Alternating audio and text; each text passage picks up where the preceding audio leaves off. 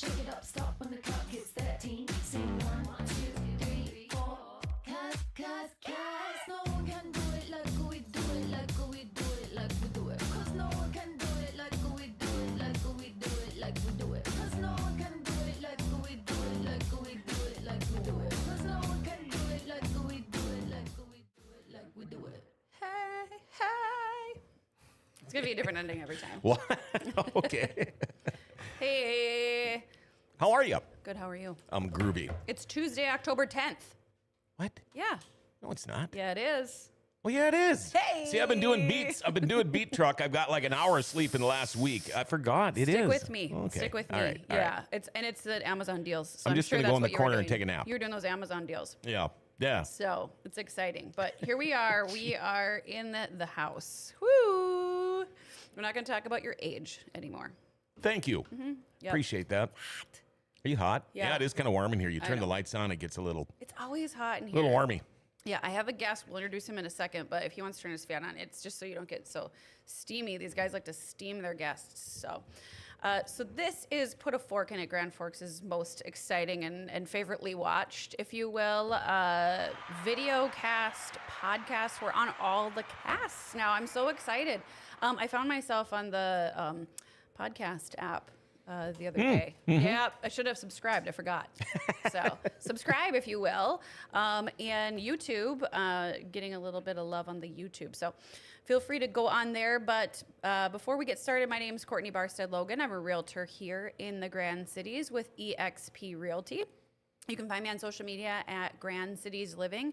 And if you've got any beef with me or want to talk to somebody more important than me, you can contact my broker at nd.broker@exprealty.net. So there's all the cool stuff, getting it out of the way. So I'm still exhausted from the weekend. John is exhausted from the last month, Yeah. I think. The 80s. Yeah, I'm still exhausted from the 80s. I mean, that's a whole show in itself. So I know. We'll If I talk can about remember that it. during. We're gonna have shitty beer tasting show coming up. Maybe my guest wants to come back for that. Yeah, Dale's she all in does. for it. So I think my guest might want to come back for that. But very excited to have my friend Brian Shawn in the house. Good morning. What's up? What's up? How are we doing? Oh my gosh.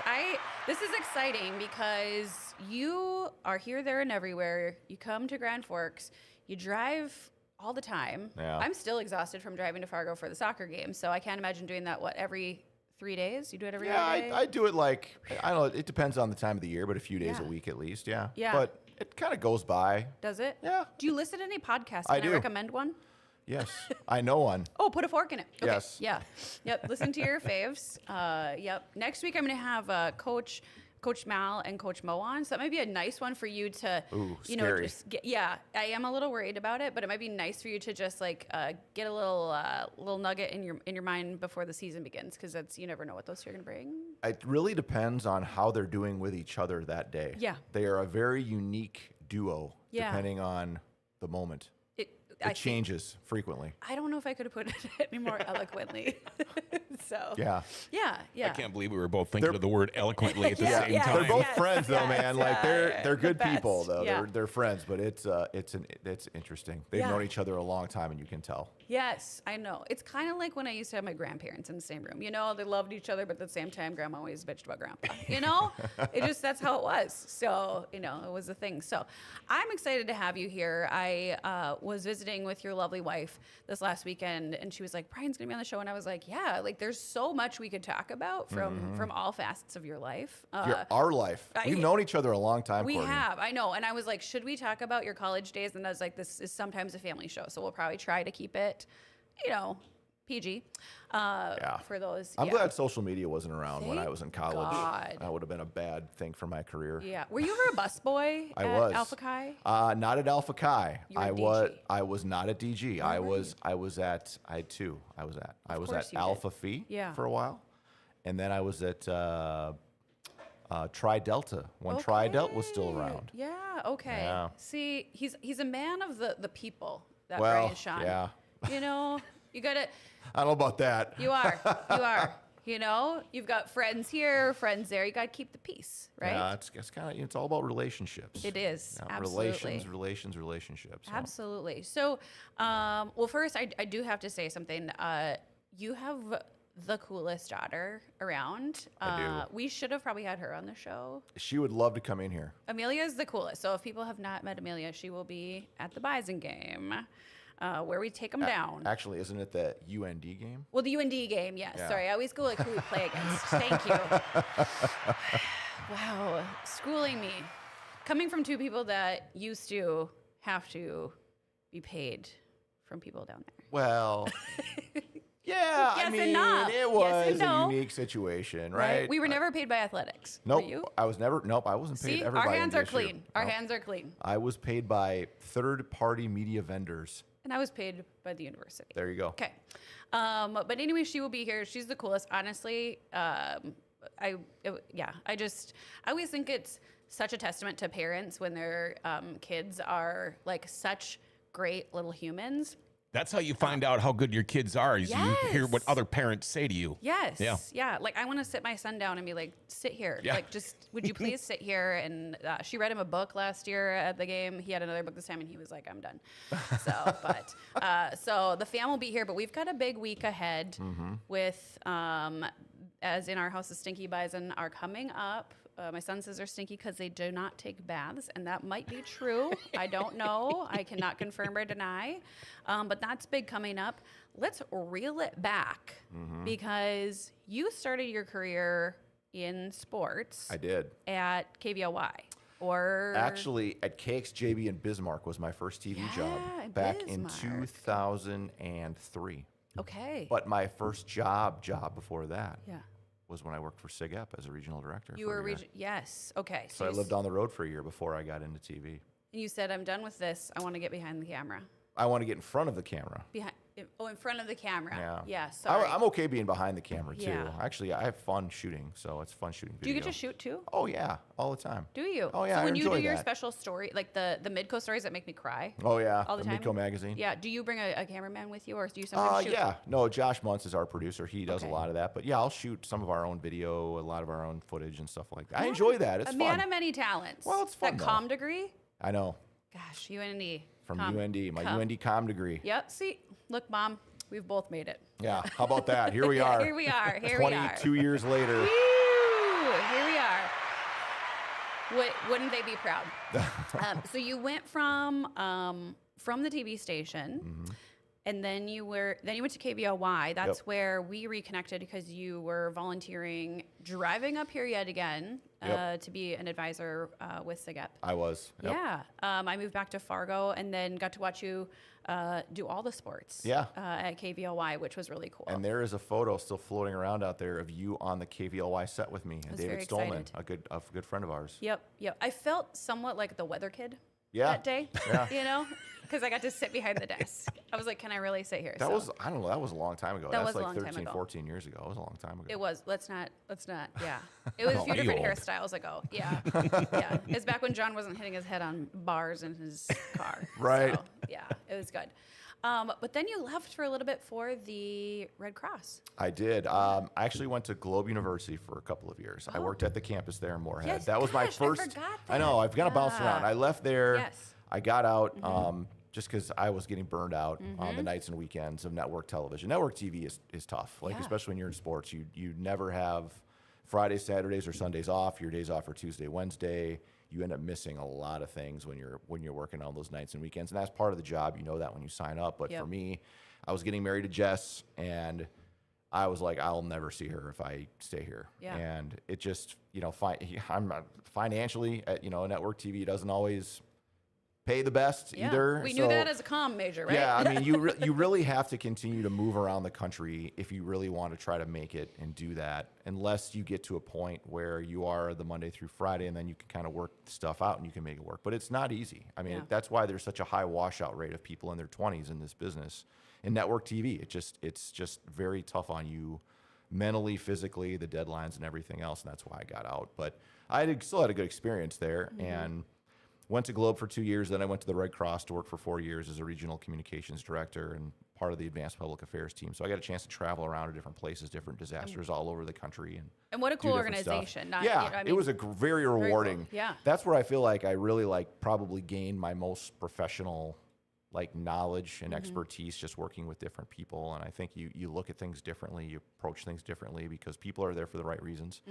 So that was a big reason. I think that really, I felt good about that. But when the opportunity to come back and call games full time with Midco and still freelancing at KVLI doing NDSU games at the time, it was a really kind of the best of both worlds because Yeah. it was still getting to do what I really love, which was sports, but it wasn't every night, every weekend, all the time. And that's what I think it's been a nice balance for me Yeah. doing this.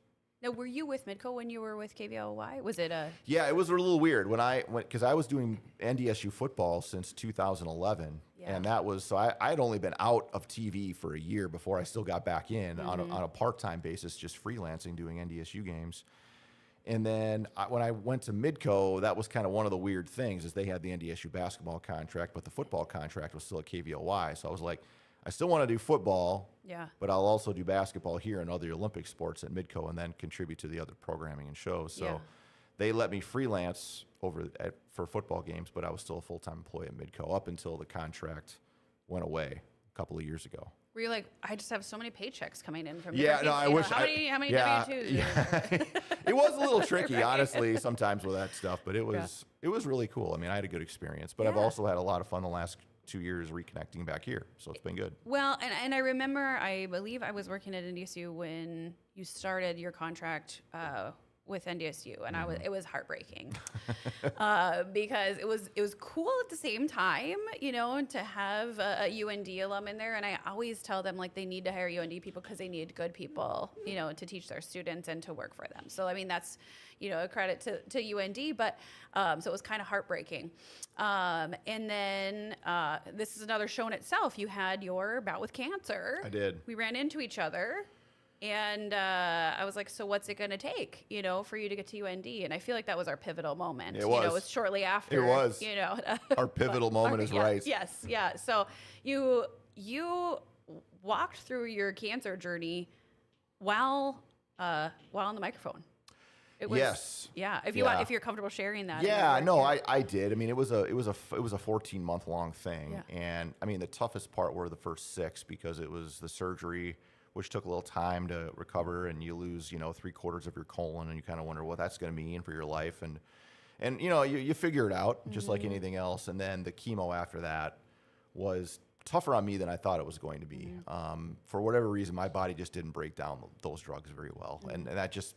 My body just didn't react well to it. So, I mean, a lot of people's don't. That's just part of it. But the treatment I continued on after I stopped chemo was immunotherapy, and that's kind of a newer treatment for someone with my genetic condition. So that wasn't as hard on me. So I was still able to really work through that without any issues. I get a little fatigued, but outside of that, I felt perfectly fine. So Yeah. I would say that, it was pretty easy to manage. It was just the time of going in for all the appointments. That's where you just get in your routine of, you go in every other Tuesday for this. You have your meeting. You meet with research. You get your infusion. It's just one of those You walk things. them all. You walk them all. Yeah. I mean, that was part of it too. So I mean, Yeah. it's just like anything else. Once you kind of get in a routine, it just becomes your routine. But I was happy to see that routine end too. Absolutely, absolutely. And you're in remission. Oh Still yeah. in Yeah, I've been good. I Yeah. think I have my next appointment on actually on my birthday at the end of this month it's not, I don't think I have another CT scan until next year, but it's just blood work and stuff like that. And then obviously I'm very fortunate. I will get colonoscopies every 2 years for the rest of my life. Everybody is so jealous. Super cool. Yeah, that I get to go through that. But I should get a discount because, again, a colonoscopy for me, it only takes about 5 minutes because Yeah. there's very little left. So it doesn't take very long, Yeah. which is good. Hey, you know what? It's a good thing to go in for. No one wants to do it, but you did it as preventative, and it's, I know it's Breast Cancer Awareness Month, but it's all cancer. So you went in preventative because of a family genetic. Yeah, I had a genetic thing. test done that showed Yeah. I had this random genetic syndrome, and Yeah. you have like a 60 to 80% chance of having colon cancer in your lifetime with this. And then once I dug into my family history on my dad's side, my grandfather died from it at 33, my dad's oldest brother at 22, other brothers of his has had it, other of his sisters have had it. So that's where I was like, whoa, this has been pretty Crazy. devastating on the old Shawn genes. Yeah. So now that we've pinpointed it. We'll wait. My daughter's 18. She'll go through the testing. She has a Yeah. 50% chance that I've given it to her. So at least now that we all know it, we can all stay tested for it. And as long as you know it, the preventative care, you get ahead of it. You know, for Yep. me, it was already pretty advanced. It was already at stage 3. But, you know, I should have started, had I known this, I would have started getting Earlier. screening back when I'm in my mid-20s instead of 40, whatever I was, Right. 42 at the time. So, but I was lucky I did when I did. I mean, had it Yeah. been another year, you know, who knows? It could have been a lot And worse. I think that's the crazy part. They give you that benchmark of, you know, like for women, you get your mammogram at 40. Like I have many friends that in their 30s, you know, but you don't know. And so just, you know, as a friendly reminder to do those tests if something seems off, or check your, you know, genetic stuff, because we are just very glad you're here and in the Yeah, seat. me too. And, you know, got to have our mall talk. So our mall talk, I'm pretty sure probably made its way up to UND, because I was Yeah. like, what's it going to take for you to come to UND? And maybe you would have already been having those closed door conversations and you couldn't tell me, but I know you said like that would, you know, that would be really cool. You know, love me some UND, but love, you know, my time here at NDSU. So Yeah. it was probably bittersweet when that change happened too. You know, it was because the thing about it, I think you probably realize this too, like if you, the side of the UND NDSU part of it, it's the relationships with people, right? No matter where you are, that's where you when you connect with people and you have good relationships with people, that's where it's hard when something ends, because that's been those relationships are something you have, and then, you know, business ends, and that's part of business, and I totally understand all that. But then you go from working with those people and talking to them every day, essentially that's just kind of the end. Yep. And so that's been You're dead to them. yeah, well, and that's, I mean, we're still friendly, but it's Yeah. just not the same. You know, when you're not around as much and things change, that's just part of life, right? So you have to just kind of make that transition, and that's not always the easiest thing to do when you're just used to it. And that's what I think anybody that's been in our roles, your jobs start to become part of your identity and who you are and what you do. So you kind of figure, okay, what's the next thing for me, and what am I going to do? And you even start having those questions, you know, and those things in your mind. Is it time to just do something else entirely and just be done with broadcasting and try a different walk of life? And you still have those conversations with yourself every once in a while as you start to wonder, okay, I'm in my mid-40s. What is this? Is this what I'm going to do, or is there going to be something else? I mean, you've been through those career transitions. You just never know what the right move is, and you just do the best you can. Yeah. I think the relationships part, you know, you really hit the nail on the head there, because it's, you know, people will say the same to me. Like, I can't believe you worked at NDSU. And I will say, Gene Taylor, Lynn Dorn, you know, Troy Gergen, I mean, just the kindest people still to this day, you know, connect with them.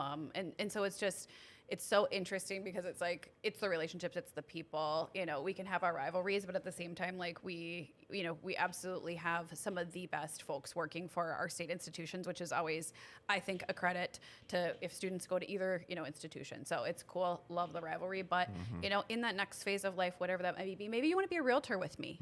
You know, can you imagine? I don't know about That would be amazing. You know, you could be the Fargo part of, you could be like Fargo City's living. But whatever that looks like, you have built that throughout the, you know, the many walks of the Brian Shawn life. So, and the stories you've told and the people you've met across the state, which is really cool. So you also do, in addition to UND sports, you get to do some racing coverage, which is I love that. Yes, which we Love know it. Grand Forks Best Source loves. But you have always been a dirt track fan, a fan of racing. And so did you bring some of that to Midco, or was that? Yeah, I mean, that was one of the cool things when I came in, is they already had a half-hour motorsports show they did in the summer for 12 weeks. The one thing I was pushing for is let's televise a live race, just because I thought that'd be a really cool thing for us to do and have that opportunity. And I am a huge fan. My grandfather was bringing me to dirt tracks out in Wisconsin when I was really little. He brought me to the Knoxville Nationals when I was 10 for the first time. And then I just kind of just loved it. Yeah. And we're really fortunate. We have a great track in Grand Forks here, you know, River City Speedway. It's as good as anywhere you'll go in terms of the raciness, the quality of the racing, the quality of the surface. I mean, it's really fun. It's a really good place. And so I think that getting an opportunity to cover racing on the show and tell some stories of the drivers, you know, I think they deserve a lot of love for what they do and the dedication they have. And there's a lot of great human interest stories throughout all over the tracks too. And those are the fun stories to really dive in and get to meet these people. And they're such a tight family. I think that's the cool part about racing. And do want to give a shout out to, there's a young man by the name of Ty Wilkie who is I've been a driver on the Legends circuit, and he's been driving sprint cars with the 305s, and he's had a tough time.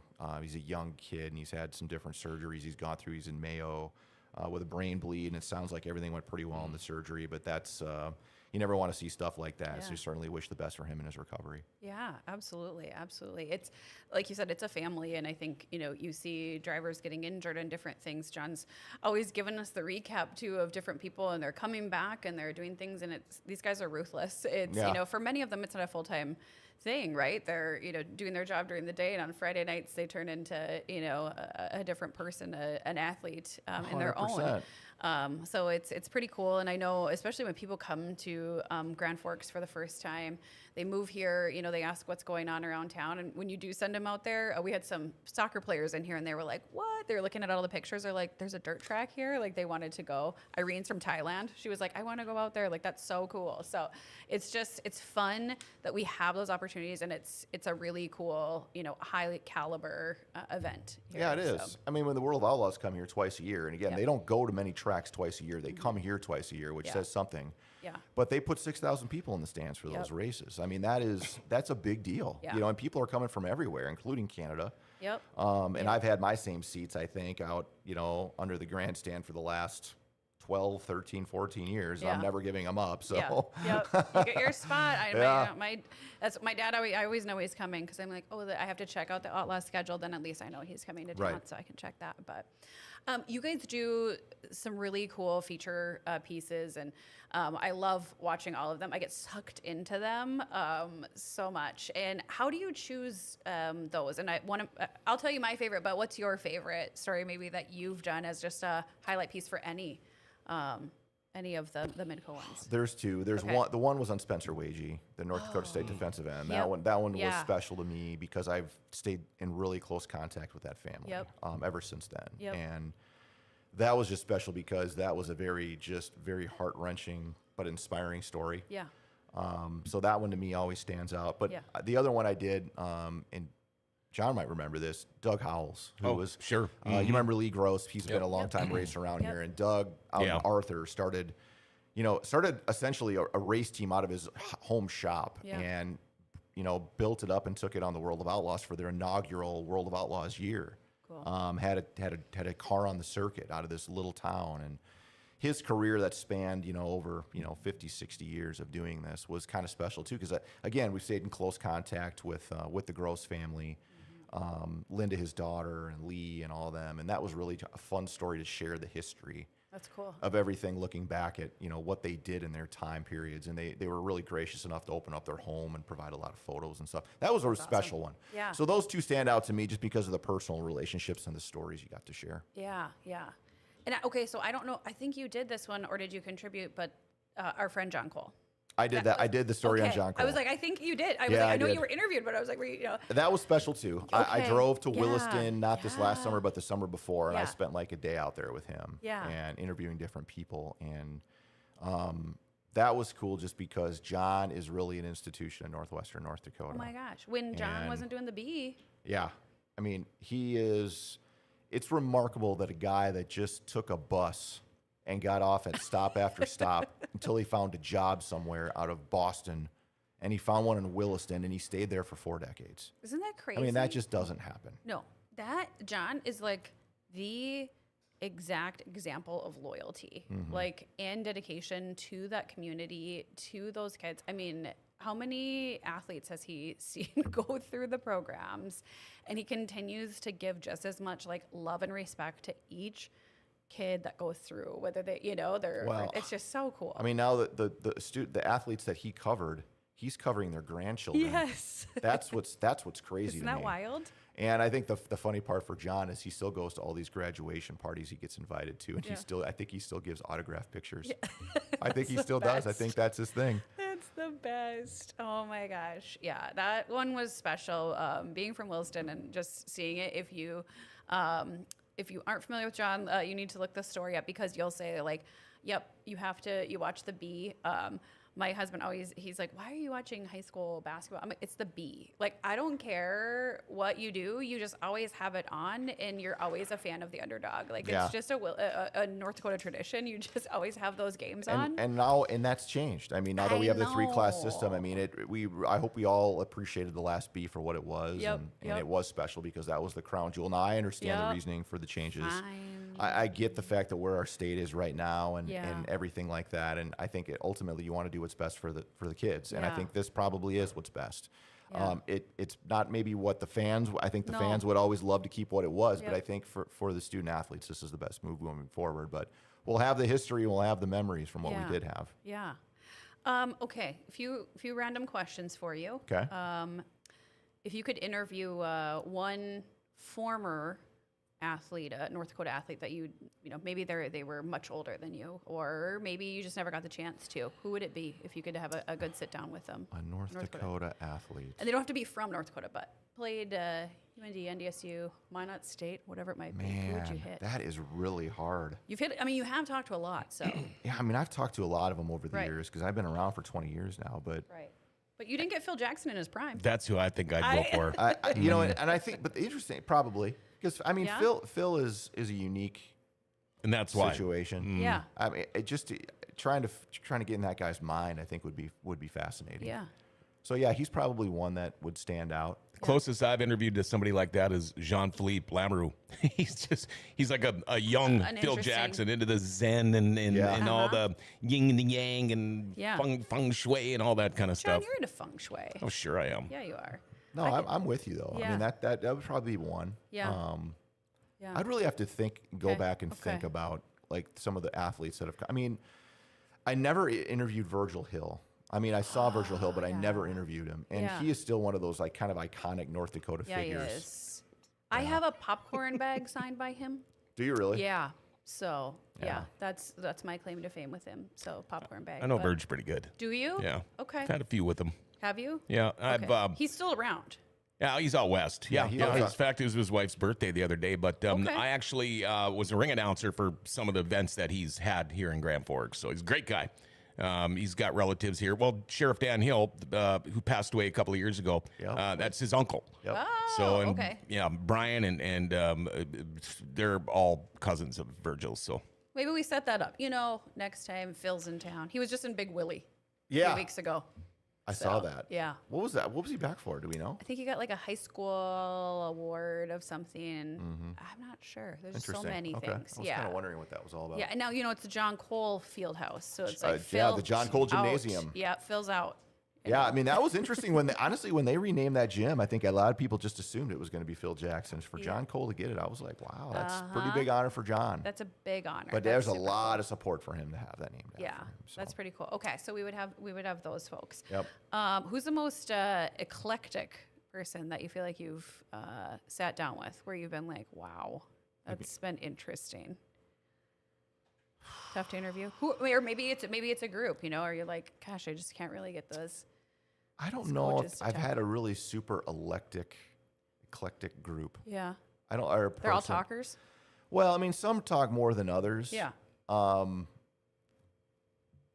Boy, I don't know, man. I would really have to give some thought to that over Yeah. the last I should've 25 prepped you. years, because between interviewing pros and in college and high school kids, I mean, it's yeah, I would have to really give some thought to that. Yeah. You know, I will say this. I've had a chance to interview Donnie Schatz probably 12 yeah. times. And Donnie's one of those guys where you really do have to get to know him before he'll talk to you. I Okay. mean, and I would say over the last 5, 6, 7 years when I think he's finally gotten to know me a little bit, and I've tried to been around more consistently than I probably was before. Way more chatty with you, especially off camera about stuff, and really honest with you. Like I will say that about Donnie. Donnie does not mince words. I always kind of respect that. You pick up a lot of good information from him about what's really going on, because in that circle, in that world, man, you really have to be in it full time to understand what it's What's going like. And I always kind of appreciate the viewpoints he brings on certain things, not even just racing, but just on things in general. I think he's got a really unique perspective on things. Yeah, That's awesome. It's interesting it took that long. Yeah, right? I just think, you know, for the most part, that's just kind of how he is. I think he's just, he's not, and I think that's the other thing is I think he gets a bad rap from people because they think he's closed off or whatever. He's not at all. I just think he's, I don't know if the word is shy, but I just think he's just, that's just kind of how he operates and how he does. And I do think that for a lot of fans or whatever, that, you know, he wins and that's why he gets booed wherever he goes sometimes. But I think the other part of that is he's just not a super chatty guy. He just isn't. But when you get to know him, I think, and you understand him, I think you appreciate him a lot more. Yeah. Interesting. Very interesting. Now, Deanna's sister, she could talk your ear off. Yeah, so they're just different. They're just different that way. You ever interview his nieces? Oh yeah, The they're twins? great too. They're a Great hoot. kids. Yeah. Yeah. I used to run into her a lot because we shared the same doggy daycare. Oh, So- right on. Although she was there a lot, you know, because so she was kind of a stay. But I think Donnie's dogs went there as well. Oh, so. that could very well be. Yeah, my dog. She's going on 16, so that was like the highlight of her life back in the day, you know, hanging out with the shots dogs. That's right. So, going back, moving forward, sorry, what does that look like for you? You gonna continue like doing the stories and digging up? Yeah. You know? As far as I know, I mean, I don't really know. Yeah. I think every Good. year you get through another year and you think, okay, is this still fun? Is this still work on the family front? But I think every year you always look back, I think in the spring and summers and just say, okay, is this where we want to go? Yeah. Because the other part of that too is this industry is changing. That we're in. It's changing a lot. It already has changed a lot, but with all the different changes in terms of college athletics right now, I mean, you know, it's just the realignment. What happens to the schools here when that all happens? You know, where does everybody go? Where is NDSU and UND going to be in 5 years, in 10 years? What do college athletics look like in 5 or 10 years? Yep. What does that mean for Midco sports moving forward? You know, we signed this deal with the Summit League. What's going to happen with the Summit League? What happens with all the sports and the various leagues? There's just so much that can change from year to year. And at some point, it's going to impact us here. Yep. Right now, it's the big boys, but there's going to be a trickle down. Always. And so I think that's what always makes you a little uneasy in this industry is trying to figure out, boy, what's it going to look like in a year? What's it going to look like in 2 years and in 5 years? Because you just don't know where you fit into the equation and where these schools fit in the equation. So that's why it's hard to get too far ahead of yourself is because you just really don't know. Yeah. You sound like a coach in that sense, because I think looking at and just in visiting with a lot of coaches, high school and college, of what that the transfer portal itself, you know, what COVID did, what the change in, you know, in the conference alignments, what does that look like? You see a huge shift too with, for example, we've got Coach Prime, you know, like he's really shaking things up. And what does that look like from a coaching perspective where we've been having to be a little more,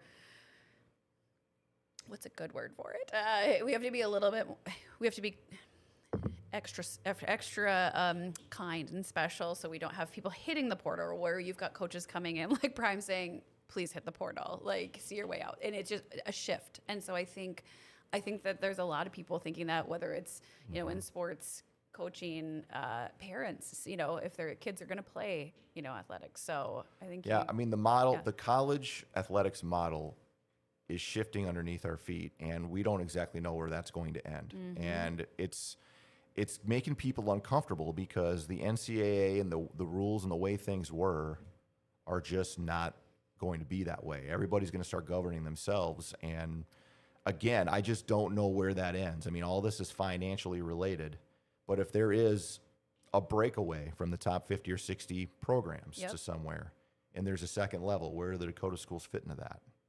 And will the NCAA be around? And will the NCAA be relevant enough? Do we think? Do you need, essentially, what are they right now? They are a rules body and an event organizer. Outside of that, They used to be God. yeah, I mean, now they still hold the power of the waiver, like you know, with some things, but with NIL and all that stuff, it's completely out of control.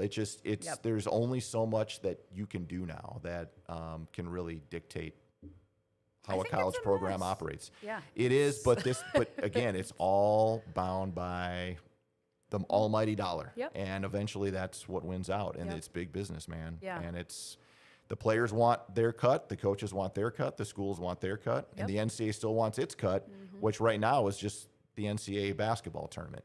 If March Madness gets blown up and the field of 68 and all that goes away, that's where you're going to see a huge shift for the NCAA, because that cash cow would go away from them. And that is frankly what Everything. financially sponsors all the other championships that we have. You know, people don't realize the FCS championship loses money every year. Yeah. It does not make money. Really? Volleyball is starting to get to the point where it's starting to make money. Women's basketball is getting to the point where those things are starting to take off, but there's still a lot of the other sports that are supported financially by the Basketball. NCAA tournament. Yeah. It Yeah. is How about that volleyball game at the Husker Stadium? incredible. So cool. It is. That was the coolest thing. It is. Holy cow. That's a sport again. I think now when you start see these NCAA contracts go up for bid, yeah. maybe that's where volleyball gets sold off on its own and women's Yeah. basketball gets sold off on its own, because they have their own brands now. Yeah. They have their own student athletes that people know. Super cool. And we've seen that through NIL and everything. The females are finally getting lifted up. Yeah. It's taken a long time, but they are. Yep. And they deserve their own stage. Yep. And so I think that's going to be a part where there is still some financials that can make sense. And I think that's good to see, because quite frankly, there needs to be new revenue sources to try to keep up with all this stuff. Yep. Yep. So cool. Okay, we could be here all day. We would be. I need to let you go because you have an actual other job to do. Well, so. you could argue that maybe. Hey. I don't know if it's a real job, but it's a job. It's a cool job. It's fun. Yeah. Yeah, Hey, it's I get to go fun. into strangers' houses, and you get to, you get to go into strangers' houses.